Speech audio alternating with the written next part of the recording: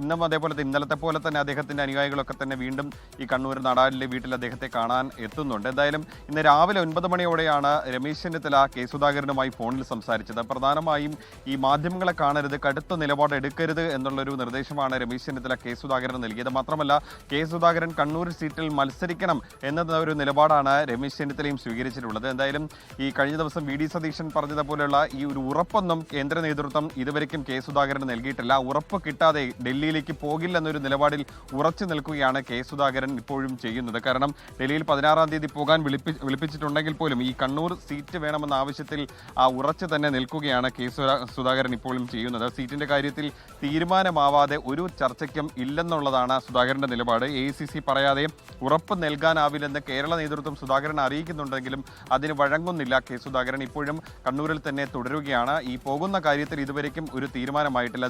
അതിലൊരു അനിശ്ചിതത്വം തുടരുകയാണ്. എന്തായാലും ഇന്ന് വൈകിട്ടോടെ തന്നെ ഈ കേന്ദ്ര നേതൃത്വം എന്തെങ്കിലും ഒരു തീരുമാനം അറിയിക്കുമെന്നും അറിയിച്ചതിന് ശേഷം നിലപാട് പറയാമെന്നാണ് സുധാകരൻ ക്യാമ്പ് വ്യക്തമാക്കുന്നത്.